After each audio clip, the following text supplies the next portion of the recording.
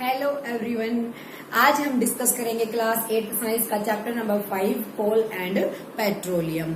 Last chapters के अंदर हमने पढ़ा था कि कुछ चीजें हमें नेचर ने दी होती हैं जो हमारे सराउंडिंग मटेरियल्स होते हैं। लाइक हमने फाइबर्स पढ़ा था, नेचुरल फाइबर है और सिंथेटिक है, वो मैन मेड है। तो उसी तरीके से जितने भी रिसोर्सेज हम अपने सराउंडिंग्स यूज करते हैं क्या होते हैं, कुछ तो नेचर ने दिए होते हैं और कुछ क्या होते हैं मैन मेड यानी कि सेल्फ प्रिपेयर्ड होते हैं, जो हम खुद क्या करते हैं प्रिपेयर करते हैं। अंडरस्टूड। अब बात करते हैं क्या जितने भी मटेरियल हमारे सराउंडिंग हैं वो सारे क्या फिनिश, एक ऐसा टाइम आ सकता है कि जिसमें वो अगर हम उनकी क्वांटिटी मैक्सिमम यूज करते जाएं, किसी भी चीज का वेस्टेज करते जाएं, जैसे हम बोलते हैं वाटर को वेस्ट ना कीजिए, इस तरीके से अगर हम सारी चीजों का इतने हाई लेवल पे यूज करते जाएं तो क्या आने वाली जनरेशन के लिए जो फूड है वो फिनिश हो जाएगा। इन सब के बारे में हम बात करेंगे इस चैप्टर में कि कौन से ऐसे रिसोर्सेज हैं जो फिनिश हो जा सकते हैं, कौन से ऐसे हैं जो फिनिश नहीं हो सकते। ठीक है, सबसे पहले बात आती है फॉसिल फ्यूल्स की। फॉसिल फ्यूल्स क्या होते हैं, जैसे सोइल हो गया, वाटर हो गया, ये सारे हमारे क्या हैं फॉसिल फ्यूल्स हैं। ठीक है, किस किस चीज के लिए इनका यूज होता है, हमारी बेसिक नीड्स के लिए। अब बात आती है कितने टाइप्स के रिसोर्सेज होते हैं जो हम यूज करते हैं कि नेचर ने दिए हैं या फिर कैसे हैं मैन मेड हैं। Two kinds of resources, two kinds of resources. First हमारा इसके अंदर आएगा inexhaustible, AUSTIBL, inexhaustible natural resources. Natural resources हम यहां बात कर रहे हैं नेचुरल रिसोर्सेज की। नेक्स्ट हमारा आता है इसी का type exhaustible, exhaustible resources. Two types के रिसोर्सेज होते हैं। अब what do you mean by inexhaustible and what do you mean by exhaustible, दोनों में डिफरेंस क्या है। एग्जॉस्टिबल सब्सटेंसेस जो होंगे इनएग्जॉस्टिबल वो क्या होते हैं हमारे, व्हेन दीज सब्सटेंसेस, जब इन सब्सटेंसेस की क्वांटिटी कैसी हो, अनलिमिटेड होती है हमारे पास। ठीक है, दो substances which quantity is maximum यानी कि अनलिमिटेड इन आवर अर्थ या हमारे सराउंडिंग। ऐसे सब्सटेंसेस जिनकी जो क्वांटिटी है वो अनलिमिटेड होती है। अनलिमिटेड यानी कि वो एग्जॉस्ट, वो फिनिश नहीं हो सकते बाय ह्यूमन एक्टिविटीज। ह्यूमन की एक्टिविटीज से वो फिनिश नहीं हो सकते, उनकी जो क्वांटिटी है, उनकी जो अमाउंट है वो अनलिमिटेड है। They are called inexhaustible. तो इनएग्जॉस्टिबल के अंदर आप लिखेंगे दोज सब्सटेंसेस, दोज या रिसोर्सेज लिख लो, those resources which are, which quantity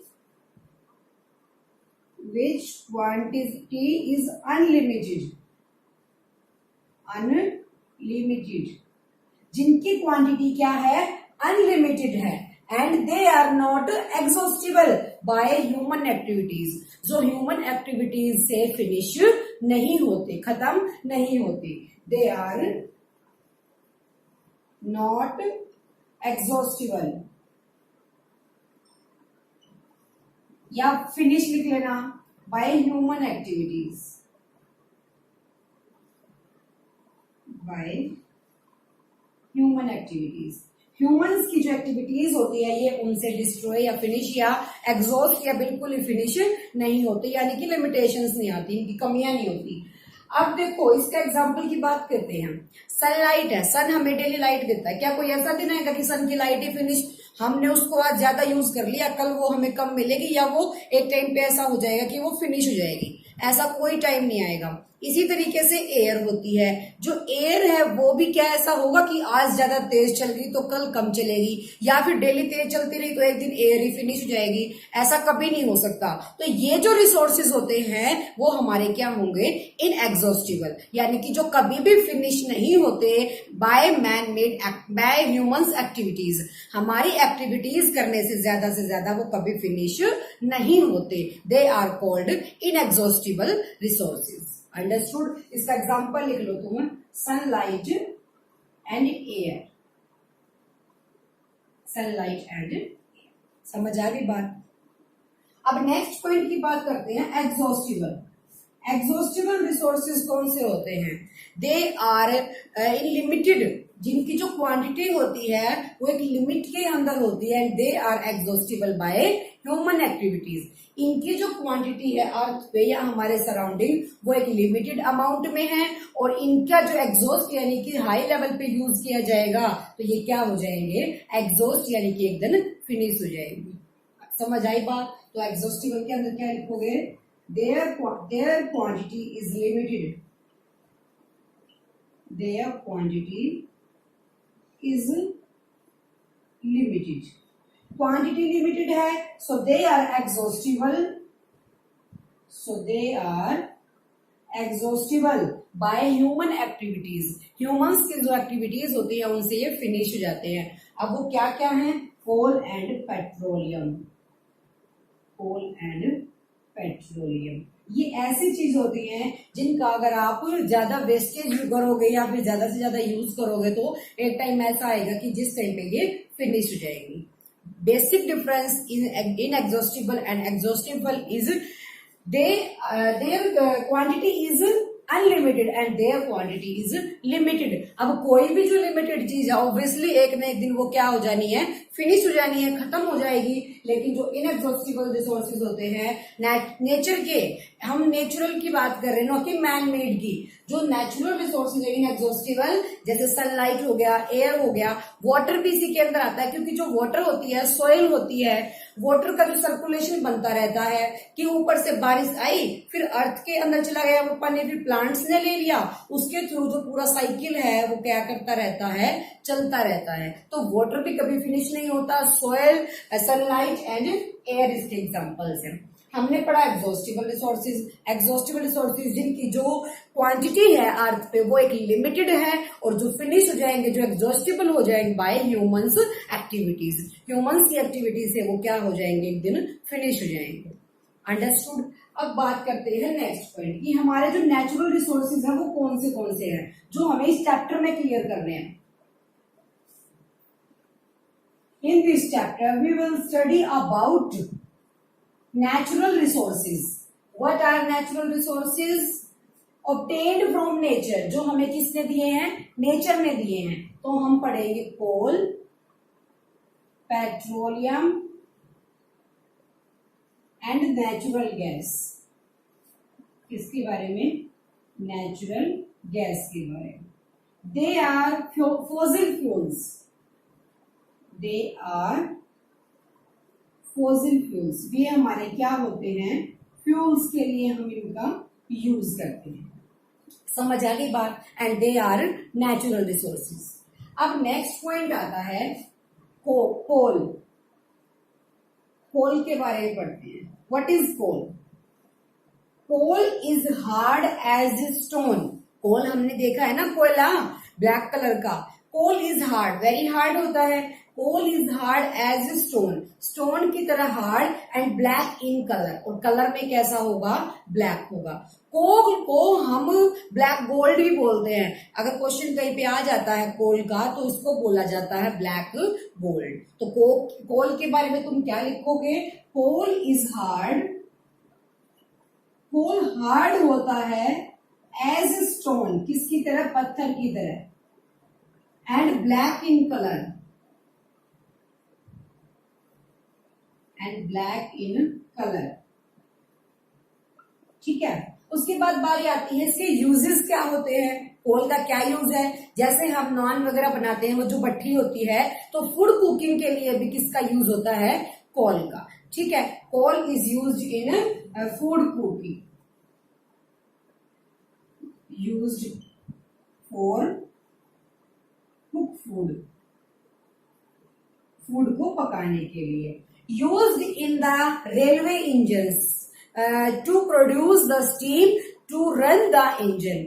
engine को रनिंग करवाने के लिए, रन कराने के लिए अर्लियर टाइम पे, पहले टाइम पे जो कोल की ट्रेनें होती थी, मूवीज वगैरह में भी देखा होगा, कोयले से चलने वाली ट्रेन होती थी। तो अर्लियर टाइम पे क्या होता था, जो इसके इंजन्स होते हैं रेलवे के, उनको रन कराने के लिए, मूव कराने के लिए हम किसका यूज करते थे? कोल का यूज करते थे। तो यहां तुम लिखोगे for railway engine, for railway engine to produce the steam. वो उसको क्या देता था? Steam. To run the railway engine, to run the engine, engine को चलाने के लिए। समझ आ गई बात? नेक्स्ट पॉइंट आएगा, कोल का और कहाँ हमने यूज किया है? इन द थर्मल प्लांट्स, जितना भी थर्मल प्लांट्स होते हैं, to produce the electricity, electricity produce कराने के लिए वहां भी हम किसका यूज करते हैं? कोल का। तो यहां तुम लिख देना in thermal plants, in thermal plants. Thermal plants के अंदर फॉर इलेक्ट्रिसिटी, इलेक्ट्रिसिटी के लिए,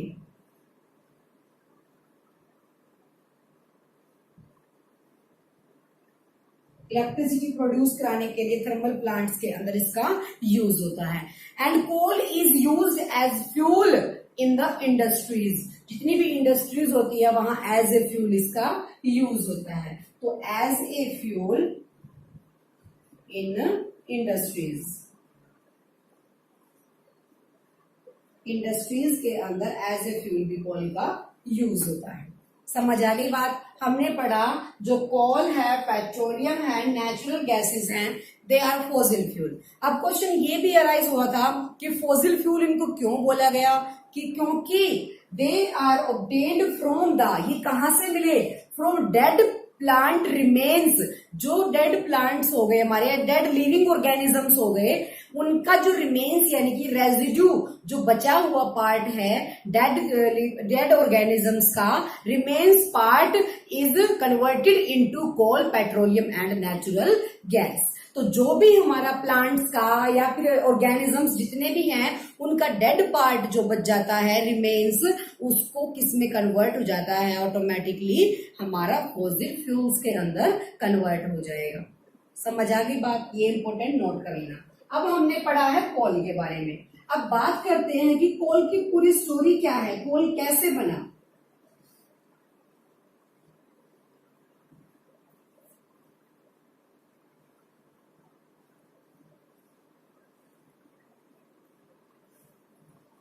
मैंने आपको बताया कि फॉसिल फ्यूल्स होते हैं क्योंकि ये कहां से मिलके बने हैं?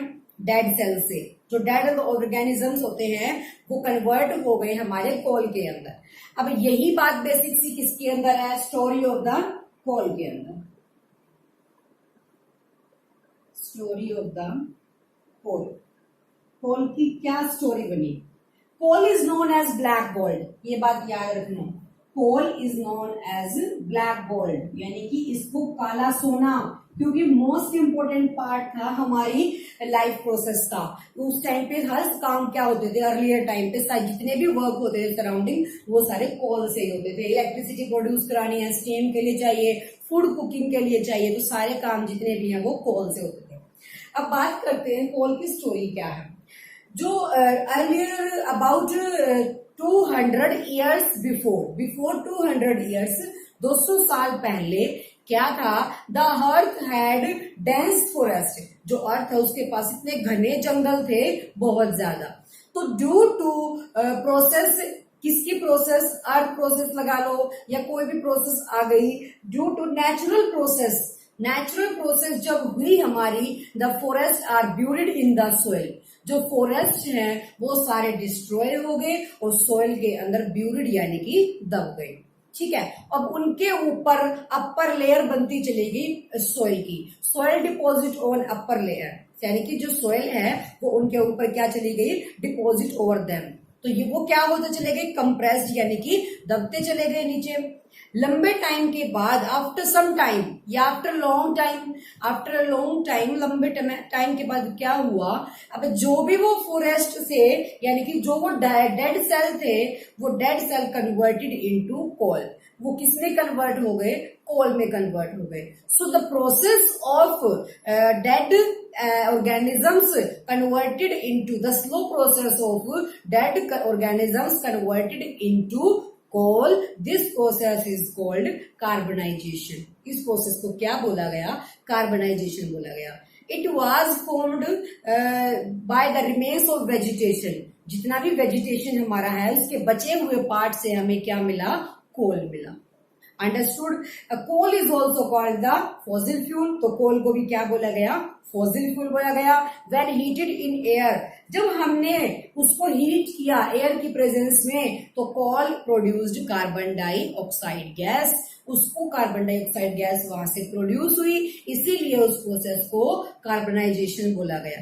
प्रोडक्ट फ्रॉम द कोल, अब उस कोल को हीट करने के बाद क्या क्या प्रोडक्ट हमें मिलते हैं वो देखते हैं। पहले इसका पूरा प्रोसेस देखते हैं। Story of the coal, coal की जो पूरी स्टोरी है वो क्या है? About 200 years before,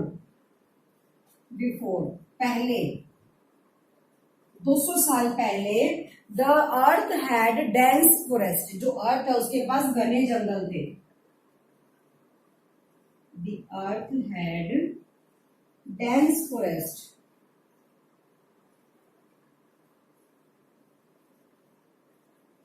due to natural process, due to natural process, the forests are buried, the forests are buried in the soil। मिट्टी के नीचे वो क्या हो गए? दफन हो गए। The soil is upper layer, जो उसकी सोइल है उसके ऊपर जाने के बाद लेयर बनती चली गई ऊपर से ऊपर सोइल की, तो वो डीपर एंड डीपर क्या होते चले गए? नीचे से नीचे दबते चले गए। Buried in the soil and it is compressed, और वो नीचे की तरफ दबते चले गए। It is compressed by soil. It is deeper and deeper, गहरे से गहरे चले गए। ठीक है। आफ्टर अ लॉन्ग टाइम, लंबे समय के बाद क्या हुआ? वो अंडर द सोइल तो चले गए। जब कोई भी चीज अंडर द सोइल है वहां पे एयर क्रॉस नहीं हो रही है, so high temperature and high pressure. High pressure किस लिए? क्योंकि उसके ऊपर डिपॉजिट होती चली गई क्या? Soil. Soil deposit on them, यानी कि वो जो फॉरेस्ट हैं वो नीचे गिर गए थे ड्यू टू नेचुरल प्रोसेस की वजह से। जैसे फ्लडिंग, नेचुरल प्रोसेस तुम क्या लिख सकते हो यहाँ पे? Like flooding. फ्लड आ गया मान लिया, लाइक फ्लडिंग। जब फ्लडिंग आई तो forest are buried in the soil. जो फॉरेस्ट है वो सोइल के अंदर दफन हो गए एंड डिपोजिट सोइल, और उसके ऊपर एक अपर लेयर बनती चली गई सोइल की। तो वहां एक कंप्रेस्ड वाली सिचुएशन क्रिएट हो गई। कंप्रेस्ड यानी कि दब गया सारा नीचे। तो वहां जब एयर क्रॉस नहीं हो रही है तो वहां क्या बन गया? Under high pressure and high temperature. उसकी वजह से तो जितने भी हमारे वो थे फॉरेस्ट थे, उनके जितने भी वेजिटेशन थे कन्वर्टेड इनटू कोल। वो सारे किसके अंदर कन्वर्ट हो गए? कोल के अंदर।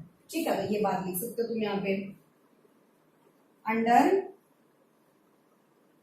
Under the soil high temperature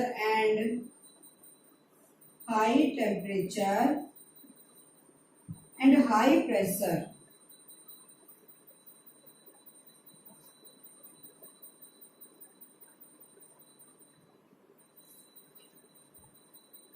the dead and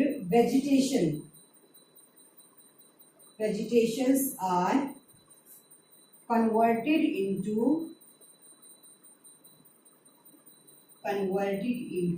coal। तो जो भी हमारा वो वेजिटेशन था वो किसके अंदर कन्वर्ट हो गया? कोल के अंदर कन्वर्ट हो गया।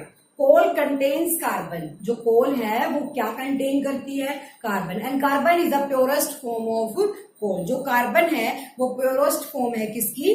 कोल की। ठीक है। अब तुम बता सकते हो कि जो हमारे नेचुरल रिसोर्सेज में कोल है वो हमें कहाँ से मिला? आफ्टर द वेजिटेशन, जो वेजिटेशन का जो रिमेन्स बच गया, formed from the remains of vegetation। जो वेजिटेशन का रिमेन्स है उनसे हमें क्या मिला, कोल मिला। When it is heated in air, जब उसको एयर के अंदर हीट किया गया, कोल प्रोड्यूस कार्बन डाइऑक्साइड, उसने क्या प्रोड्यूस किया, कार्बन डाइऑक्साइड। फिर लिखना है the slow process of vegetation converted in conversion, जो ये कन्वर्जन आया है इनका सारा, the slow process of conversion of dead vegetation into coal. बात बोलिए मैंने डेड की, ना कि जो खड़े होते हैं वो कोल में कन्वर्ट हो जाएंगे। जब हमारा फ्लड आ गया, सारे फॉरेस्ट गिर के टूट गए, सारे मिट्टी के नीचे दब गए, तो जो हमारा डेड वेजिटेशन बन गया वहां, conversion of dead vegetation into coal is called carbonisation. उस प्रोसेस को क्या बोला गया, कार्बनाइजेशन प्रोसेस बोला गया। कोल कंटेन्स कार्बन, जो कोल है वो किस में तब्दील हो गया, कार्बन, क्योंकि जब तुमने उसको हीट किया तो उसने क्या प्रोड्यूस की, carbon dioxide gas.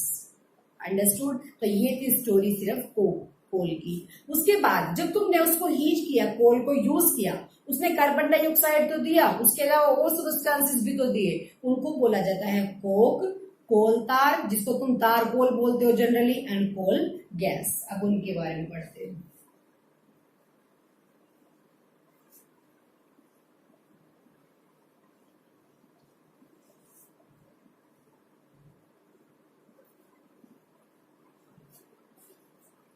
Substances obtained from coal. First is coke. Coke is tough and porous and black substance. Coke is tough, porous यानी कि पोर होते हैं उसके अंदर, एंड ब्लैक सबस्टेंस। कैसा सबस्टेंस है, ब्लैक सबस्टेंस। यूज किसके अंदर होता है, used in manufacturing and it is the purest form of carbon. It is the pure form of carbon. Carbon की जो प्योर फॉर्म है कोक को बोला गया। ठीक है। यूज कहाँ होगा, मैन्युफैक्चरिंग के अंदर। मैन्युफैक्चरिंग कहाँ, इंडस्ट्रीज के अंदर। ठीक है। एक्सट्रैक्शन ऑफ मेटल्स, तो मेटल्स का जब प्योरिफिकेशन करते हैं उसके अंदर, extraction of metals.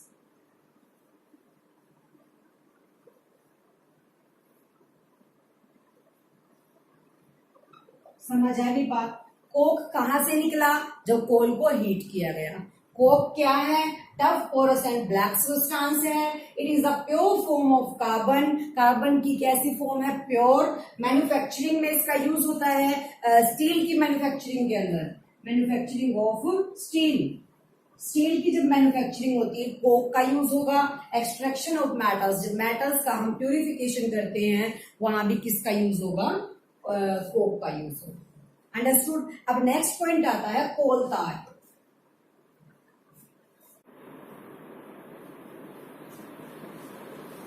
Next substance कोल तार। व्हाट इज कोल तार, जिसको हम बोलते हैं तारकोल। हिंदी में इसको बोलते हैं तारकोल।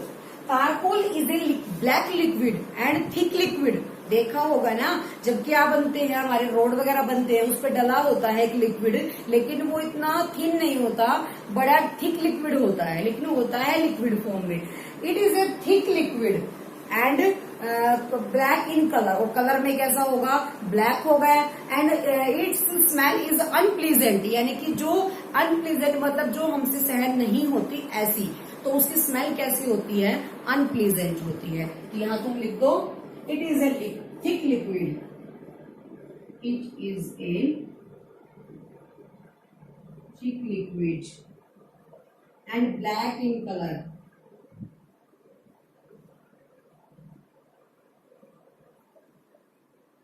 कलर में black, and its smell is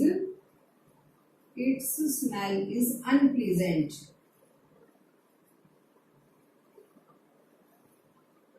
smell कैसी होती है, अनप्लीजेंट होती है। ठीक है। उसके बाद इसका यूज कहाँ होगा, manufacturing of the basic materials, जो हम यूज करते हैं किसी भी चीज की प्रिपरेशन के लिए, उसके अंदर इसका यूज होगा। It is the mixture of about 200 substances. It is the mixture of 200 substances. कम से कम 200 सब्सटेंसेस का ये क्या होता है, मिक्सचर होता है। It A product from the, जब ये प्रोडक्ट बनाता है तो कहाँ पे यूज होता है, manufacturing in the new material. जब कोई नया सब्सटेंस बना जाता है, जैसे उसके लिए रॉ मटेरियल्स की यूज होती है, तो वहां इसका यूज होगा। प्रोडक्ट ऑब्टेन्ड फ्रॉम कोल, कहाँ से मिला, कोल से मिला। ऑब्वियसली जो कोल तार है वो कहाँ से मिला, कोल से। ऑब्टेन्ड फ्रॉम कोल,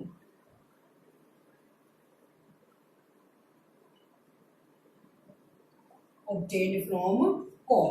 उसके बाद यूज कहाँ होगा, इंडस्ट्रीज के अंदर, लाइक सिंथेटिक डाइज होती हैं, प्लास्टिक्स होते हैं, ड्रग्स हैं, परफ्यूम है, इन सब के अंदर इसका यूज होगा।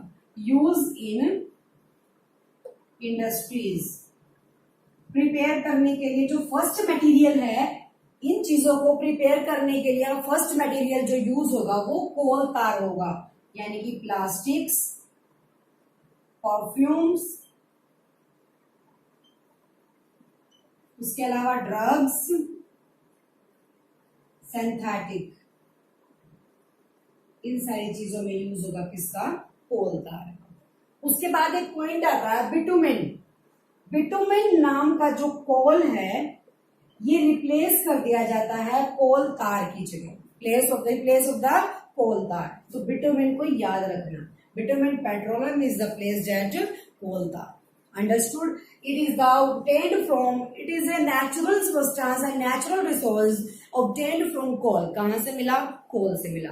कोल से हमें क्या क्या ही मिला, कोक मिला एंड कोल तार मिला। उसके अलावा क्या आएगा, कोल गैस आ जाएगी।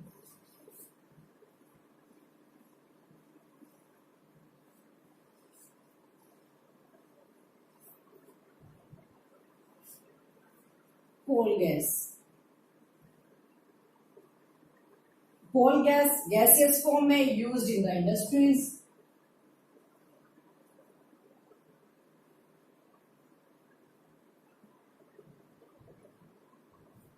यूज्ड कहाँ होगी ये, इंडस्ट्रीज के अंदर। हमने पढ़ा इस चैप्टर में कोल के बारे में। अब नेक्स्ट पार्ट जो आपका है वहां पढ़ेंगे पेट्रोलियम के बारे में।